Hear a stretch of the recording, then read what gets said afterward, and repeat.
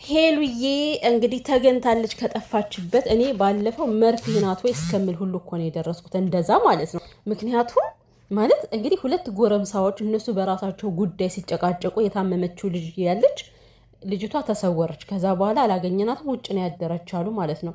እንደ ኦች ልጅ ፈጣሪ እየጠበቃት ነው እንጂ ውጭ በምታድርበት ሰዓት አሁን ምን እንደሚፈጠር እንዴ! ሴት ልጅ እኮ ነች። በፈጣሪ ስም ደማሪ የሆነ ችግር ደርሶባታል እያለ ነበረ። ያብስራ ምንድነው የደረሰባት ችግር? ምንድነው የገጠማት ችግር? እንዴት ነው ላይ ደርስባት የሚችለው? ሜዳ ላይ ካደረች፣ ውጭ ላይ ካደረች። ሰላም ቤተሰብ እንዴት ናችሁ? ደህና ናችሁልኝ? ሰላማችሁ ብዙ ተረፍ ይበልልኝ ቤተሰቦቼ ማለት ነው።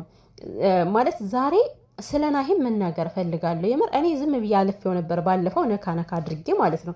ዛሬ ግን በጣም ነው የተገረምኩት። ከዚህ ጋር ምን አለ መሰላችሁ፣ ምናልባት ሄሉ ስራም እየሰራች ሊሆን ይችላል፣ ወይም ደግሞ የምርም ታማ ሊሆን ይችላል። በእርግጥ እንዳልታመመች ሰው እንዳያዝንላት እያደረጉ ያሉት ካጠገቧ ያሉ ናቸው። የሆነ በቃ አስፈላጊ ቦታ ላይ እየወሰዷት አይደለም። ስለዚህ ሰው ምንድነው እያለ ያለው ሄሉ እየቀለደች ነው ይላል፣ በእነሱ ምክንያት ማለት ነው። እና ምንድነው ድራማም ይሁን ምንም ይሁን ግን ማለት ነው ቢያንስ እንኳን ለሰው ለታይታ ተብሎ ወንድሟ ናሂ አይመጣም እንዴ? ስንት ቪዲዮ ነው አሁን ሄሉ ታመመች ከተባለ ጀምሮ ቪዲዮ እየተሰራ ነበር። በዛ በአንድ ቪዲዮ እንኳን ወፍ የለም። በቃ ናቲ ውሽ የለም። ሄሉ እንኳን ትዝ አይለውም። በእርግጥ ራሱ አንጎሉ የተበጠበጠ ሰውዬ ምን ያስባል ስለ ሄሉ? እሱ ትዳሩን እንኳን ማዳን ያልቻለ ለውሽማ የሚያሸረግድ ማለት ነው፣ አሸርጋጅ። እኔ ለውሽማችሁ እንዲህ የምትጋጋጡ ወንዶች እንዴት አባታችሁ እንደምታስጠሉኝ ማለት ነው። አሁን ለውሽማ አግዞ የሚስቱን እህት አሳሰራት ናቲ ተብዬው ማለት ነው። እኔ ብዙ እነሱን አልከታተልም፣ በታምሌ ናቸው ብቻ ስለማይ ነው። ግን ትናንት ገብቼ ሳይ ቪዲዮቸውን አሳሰራት ልጅቷን። የውብዬ እህት ትሆን ምን ትሆን አላቅም፣ እህቴ ስትላት ግን ሰምቻለሁ።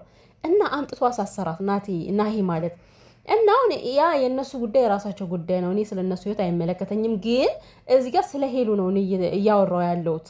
ወንድም አይደል እንዴ?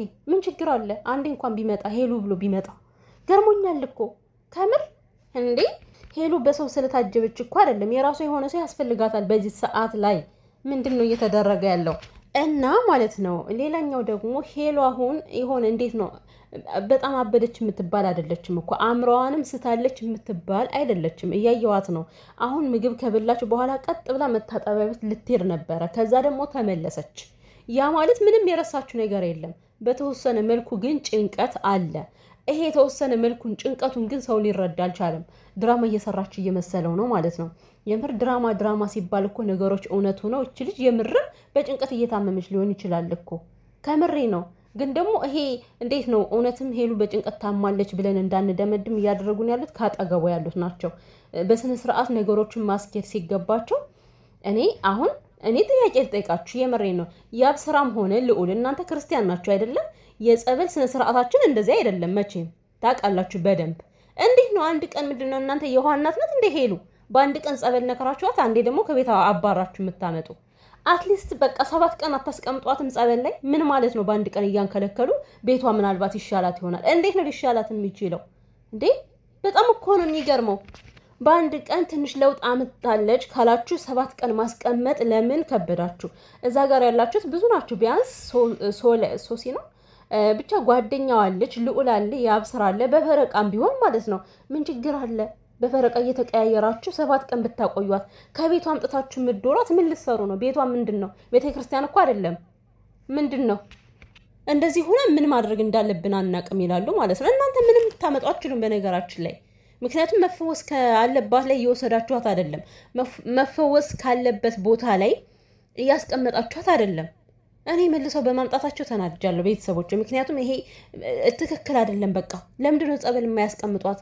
ደህና ጸበል ሄዳላችሁ እየተጠመቀች ከሆነ ለምንድን ነው መልሳችሁ ያመጣችኋት ሲጀመር?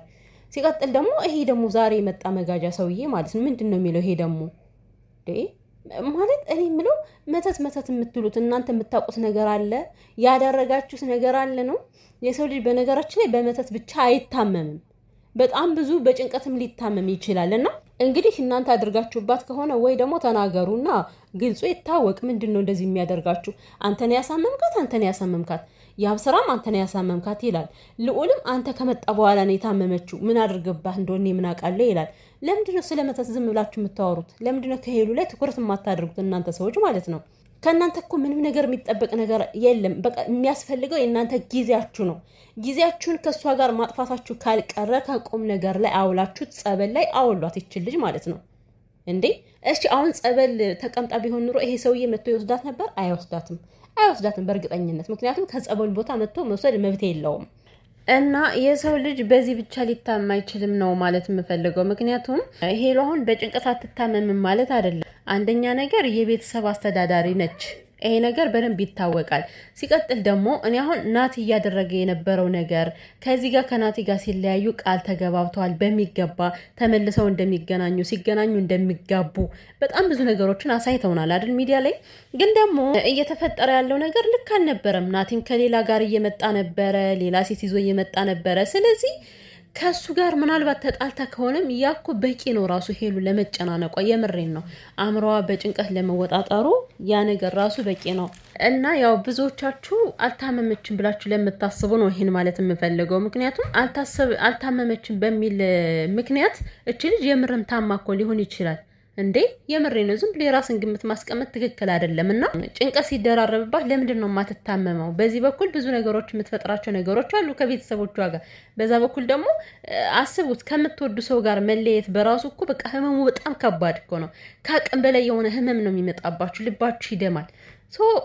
እኔ ሄሉን እየተረዳችኋት አይመስለኝም በዚህ ሰዓት ላይ ማለት ነው። የሄሉና የናቲ ነገር እውነት አብቅቶ ከሆነ ሄሉ በጣም በትልቅ ልብ ስብራት ውስጥ ነው የምትገኘው ብዬ ነው የማስበው። አብቅቶ ከሆነ እንደነበራቸው ፍቅረኝነት እንደነበራቸው ጓደኝነት እና ይመስለኛል ነገሮች እች ልጅ ተደራርበውባታል። ግን አሁን እኔ ልዑልና ያብስራ ግን ስነ ስርዓት ያዙ። መታገላችሁ ምናምን ነገር እኔ እዚህ ጋር ይሄ መጥፎ ነው እያልኩኝ አይደለም እኮ።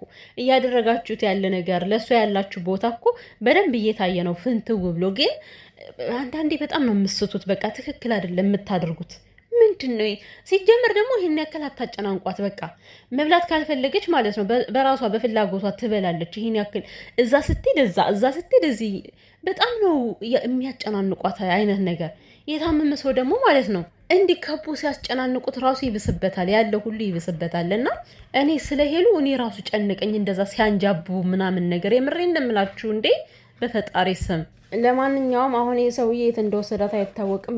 ላፈውስ ማን ነው እኔ ላድናት ነው ምናምን ነገር እውነት አሞሽ ነው እያለ ራሱ እሱ እያሾፈ ነው። እየምርም ከሱ ለመሸሸት ከሱ ለመደበቅ ያደረገችው አይነት ስሜት ነው የተሰማው ይመስለኛልና እውነት አሞሽ ነው እያለ እያሾፈባት ነው። አሁን እች ልጅ የት ነው የሚወስዳት? ራሷን እንኳን በስነ ስርዓቱ እንትን ማትል ልጅ ማለት ነው። በጣም ይገርማል። እናንተ ወንድ ከሆናችሁ ጀግና ከሆናችሁ ይሄን ሰውዬ ተከታትላችሁ ከጸበል አስገቧት። አሁንም ቢሆን ለሄሉ መፍትሄው ጸበልና ጸበል ነው። ከዛ ውጭ እናንተ ከላይ ከታች ብትረግጡ ምንም የምታመጡት ነገር የለም። ሰካትሪስ ምናምን ነገር አትበልያብ ማለት ነው የምር። ከዛ በፊት ጸበል ያስፈልጋታል እች ልጅ ከምሬ ነው። በዚህ ሁኔታ ሆና እንዴት ነው ሰካትሪስት ላይ ሄዳ ቁጭ ብላ ተረጋግታ የሚሰማትን ነገር ልትናገር የምትችለው? አንድ ሰው እኮ ሰካትሪስት ለመታየት ራሱ ማለት ነው መረጋጋት እኮ ያስፈልጋል። በመጀመሪያ ይሄን እኮ አትረጋጋም። ከላይ ከታች ነው እየረገጠች ያለችው እኮ። ወይኔ ጉዴ ፈላ። እኔ እየመሰለኝ ያለው እሽቅድድሞች ነው እየተቀዳደማችሁ ያላችሁት እናንተ ወንዶች። አሁን ማለት እኔን ነው የምታስታውሰኝ የማይባል ነገር እያላችሁ ነው። እውነት አይ በቃ እንደዛ አትበሉ ፕሊስ። ምን ማለት ነው እንዴ? ፈላ